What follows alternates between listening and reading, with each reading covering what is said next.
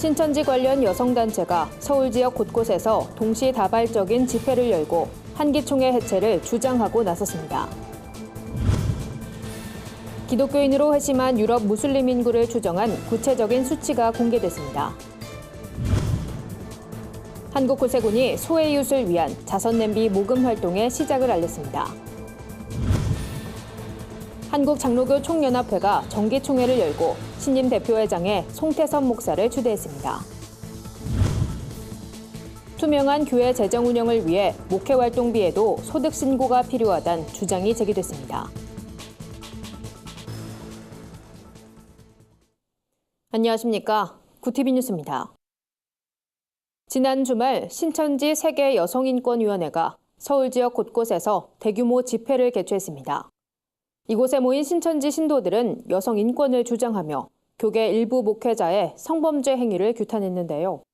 내용의 핵심은 대형 교회의 한기총 탈퇴 요구였습니다. 현장에 오현근 기자가 다녀왔습니다. 여성단체 소속으로 보이는 수백 명이 줄지어 행진합니다. 이들은 신천지 세계 여성평화그룹 산하 세계 여성인권위원회 회원으로 이날 서울 지역 대형 교회 주변 곳곳에서 대규모의 행진과 집회를 동시다발적으로 진행했습니다. 이들은 세계 여성인권 회복 캠페인이란 이름으로 교계 일부 목회자들이 성범죄를 저지른 것을 강도 높게 비난했습니다. 그러면서 교회들의 한국기독교 총연합 탈퇴를 촉구했습니다. 무질서하고 무분별한 한기총의 행태로 인해 우리 사회는 혼란스러워지고 있습니다. 한기총을 해체시켜야 합니다. 이제 우리 여성들은 인권의 사각지대인 성직자 인권 유린을 가만히 앉아보고 있지 않을 것입니다. 강남구 일대에서 진행된 집회에선 소망교회와 광림교회 주변을 행진하며 구호를 외치고 시민들에게 전단지 수천 장을 배포했습니다. 이날 집회엔 주최 측 추산 1,500여 명, 경찰 추산 800여 명이 참가한 것으로 알려졌습니다. 교회 주변엔 주택가가 밀집해 주민들의 항의도 터져나왔습니다. 신촌에 위치한 창천교회 앞에도 이미 수일 전에 집회 신청이 허용되면서 교회 측은 경찰의 집회 허용에 유감의 입장을 드러내기도 했습니다. 단체의 항의성 집회를 맞이한 교회들은 최대한 대응을 자제했습니다. 이는 불필요한 접촉을 하지 않겠다는 뜻으로 공식적인 발언이나 성명도 없다고 밝혔습니다. 다만 교회 차원에서 체증을 통해 혹시 모를 불상사에 대비하는 모습을 보였습니다. 이와 같은 신천지 관련 단체들의 행동은 앞서 신천지가 줄곧 주장해왔던 한기총 해체 요구에 힘을 싣는 것처럼 보입니다. 실제로 이날 모인 사람들은 마치 여러 인권단체가 캠페인에 동참한 것처럼 보이도록 발언하기도 했습니다. 한편 일부 교회에선 예배에 방해된다는 항의의 목소리에 예의를 지키자며 대형 스피커 없이 집회를 이어나가는 모습을 보이기도 했습니다. 앞서 신천지는 대전에서 집회로 주일 예배를 방해한 것에 대해 교회에 배상하란 법원의 판결을 받은 바 있어 이날 집회에서도 최대한 수위 조절을 한 것으로 분석됩니다. 구티비 뉴스 오현근입니다. 순교자의 소리가 중동 기독교 연구원 밀러 박사를 초청해 유럽의 회심한 무슬림 인구에 대한 논문을 발표했습니다. 이번 발표에선 무슬림 회심자의 구체적인 수치가 공개돼 눈길을 끌었습니다. 밀러 박사는 유럽의 무슬림 인구 중 약 2만 명 정도가 회심했다며 그 숫자는 앞으로 더 늘어날 것이라고 말했습니다. 회심자 대부분은 무슬림과 기독교의 교리 차이를 느껴 회심하고 있다고 전했습니다. 기독교엔 확실한 구원이 있고 인격적인 하나님을 만날 수 있다는 것이 큰 차이라고 말했습니다. 이날 밀러 박사는 무슬림에게 복음을 전할 수 있는 시대에 살고 있는 만큼 지금이 그들에게 하나님을 전할 수 있는 기회라고 강조했습니다. 한편 순교자의 소리는 12월 3일 밀러 박사를 초청해 무슬림에서 회심한 중동 기독교인들에 관해 공개 강연회를 열었습니다. 한국구세군이 소해 이웃을 위한 자선냄비 모금 활동의 시작을 알렸습니다. 매년 겨울 이어진 구세군의 자선냄비 모금은 올해로 90주년을 맞아 의미를 더했습니다. 구세군 시종식에 한혜인 기자가 다녀왔습니다. 2018년 자선냄비 모금을 시작합니다.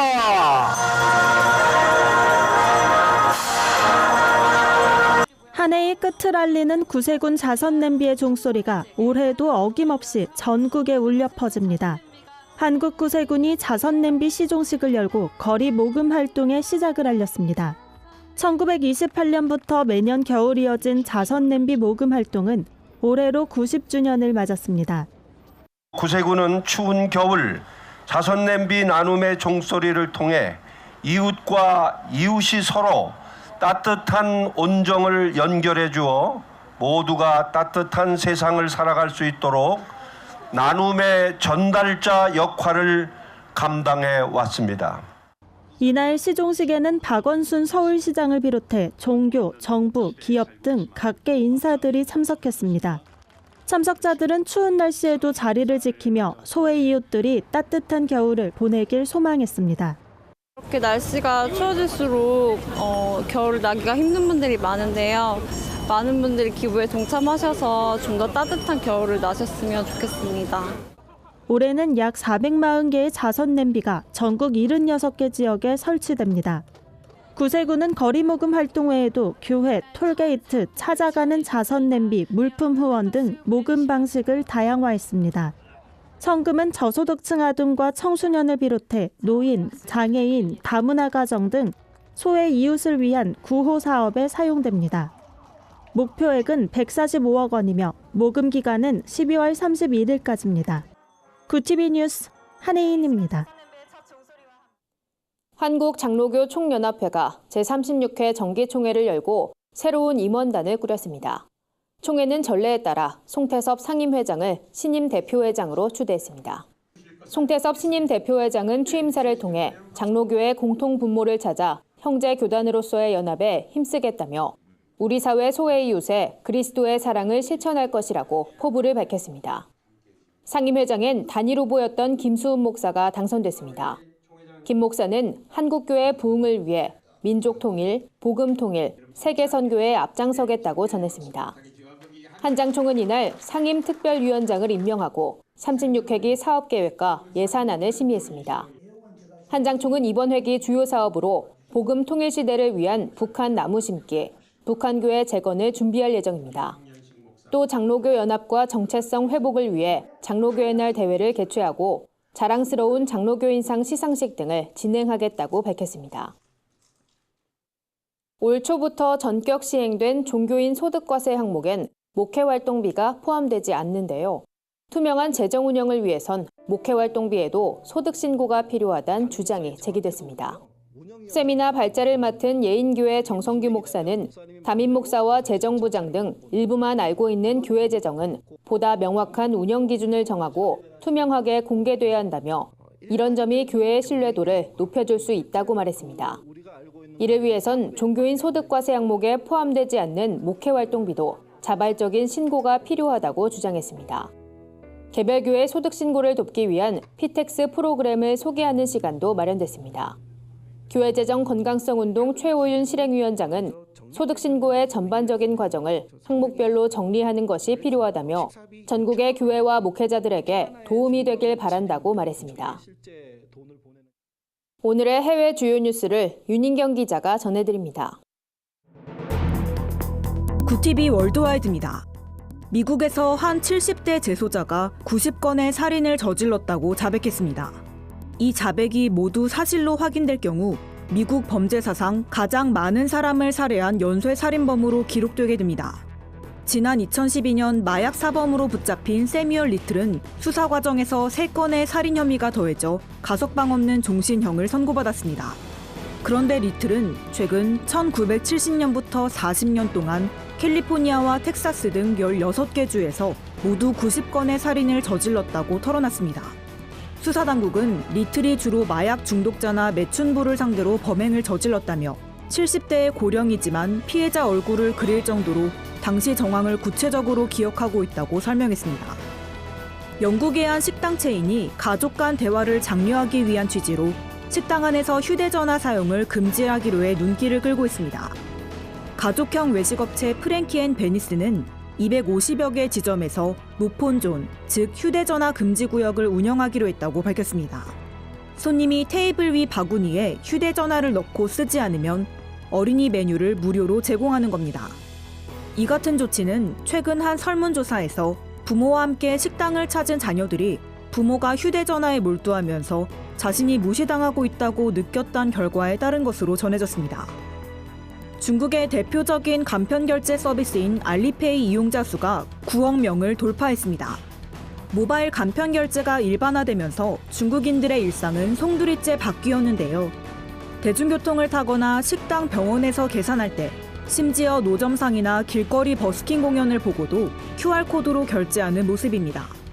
스마트폰으로 QR코드를 찍으면 자동으로 고객의 은행 계좌에서 상점 계좌로 돈이 지불되는 방식입니다.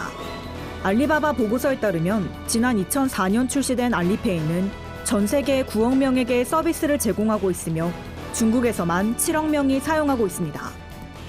벨기에에서 무슬림 부모가 자녀를 학교에서 자퇴시켜 홈스쿨링을 하는 경우가 늘고 있습니다. 벨기에 정보당국은 홈스쿨링을 하는 것으로 등록된 아이 가운데 최고 20%가 이슬람 극단주의 교육에 노출된 것으로 추정된다며 극단주의자와 연계된 부모의 수가 얼마나 될지 알 수 없어 우려된다고 밝혔습니다. 지난 2016년 벨기에 수도 브뤼셀에선 이슬람 극단주의자들이 연쇄 자폭 테러를 벌여 32명이 희생됐습니다. 또 그에 앞서 프랑스 파리에서 총격 테러를 일으켜 130명을 살해한 용의자들도 벨기에에서 자란 것으로 드러났습니다. 유럽연합 회원국들이 내년 유럽의회 선거를 앞두고 가짜뉴스 단속에 나섰습니다. 러시아 등 일부 국가가 승산 없는 후보에 표를 주는 등 가짜뉴스를 퍼뜨려 선거에 영향을 미칠 것이 우려되기 때문인데요. 유럽연합 관계자는 유럽을 겨냥한 러시아의 가짜뉴스 전파는 국가 내부에서 허위 정보를 퍼뜨리는 중국이나 북한과는 차원이 다른 광범위한 위협이라고 전했습니다. 이에 따라 유럽연합 집행위원회는 지난 6개월 동안 가짜뉴스를 뿌리 뽑기 위한 종합 대책을 마련했으며 회원국들은 이달 열리는 정상회의에서 이를 논의할 예정입니다. 구티비 뉴스 윤인경입니다. 오늘의 사회 이슈를 홍희연 기자가 종합해드립니다. 오늘의 이슈 포커스입니다. 문재인 대통령이 김정은 북한 국무위원장의 연내 서울 답방을 언급했습니다.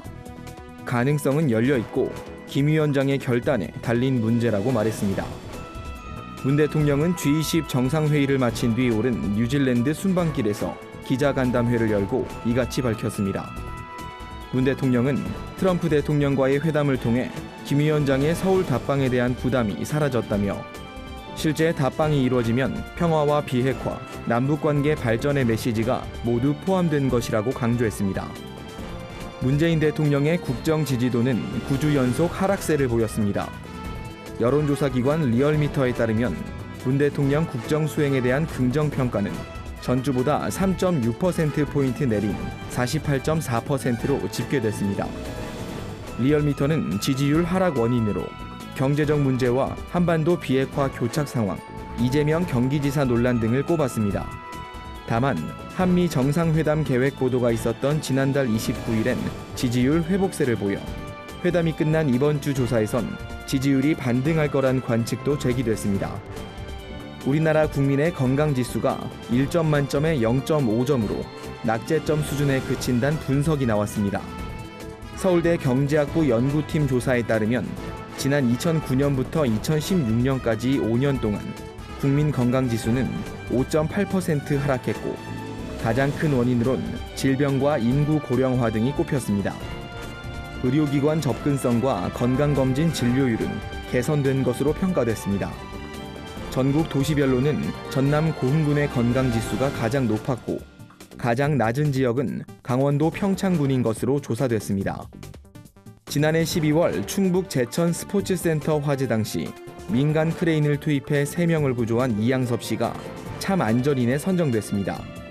행정안전부가 주최한 2018 안전문화대상 시상식에선 이양섭 씨를 비롯한 12명이 수상의 영예를 안았습니다. 제천 스포츠센터 3층에서 휴식을 취하던 시민 10명을 비상계단으로 안내해 안전하게 대피시킨 김종수 씨도 참 안전인으로 꼽혔습니다.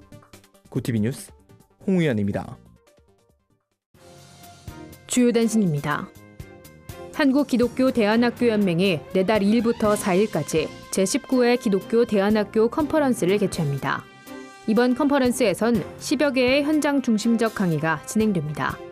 특별히 추상미 감독과 함께하는 영화 산책 시간도 마련될 예정입니다. 고난받는 이들과 함께하는 성탄절 연합예배가 올해는 난민과 함께합니다. 준비위는 오는 25일 광화문 광장에서 예멘과 시리아, 이집트 난민과 함께 예배를 드린다고 전했습니다. 준비위는 정치적, 종교적 핍박과 위협을 피해 우리 곁으로 온 친구들을 환대로 맞이하자고 전했습니다. 한국기독교교회협의회가 11월에 주목하는 시선으로 내부 고발자와 탐사보도가 만났을 때를 선정했습니다. 교회협은 진실탐사그룹 셜록과 뉴스타파의 양진호 한국미래기술회장 관련 보도에 대해 우리 사회엔 아직 더 많은 내부 고발자와 이들을 후원하는 사람들이 필요하다고 전했습니다. 탈북민 돕기 행사인 2018 에바다의 향연이 15일 한국교회 100주년 기념관에서 열립니다. 올해로 6회째를 맞는 이번 행사에선 탈북고아를 구출하는 영상 상영을 비롯해 탈북민 간증, 장학금 전달식 등이 진행될 예정입니다. 이상으로 뉴스를 마칩니다. 구TV 뉴스는 인터넷 신문 데일리 굿뉴스를 통해서도 보실 수 있습니다. 시청해주신 여러분 고맙습니다.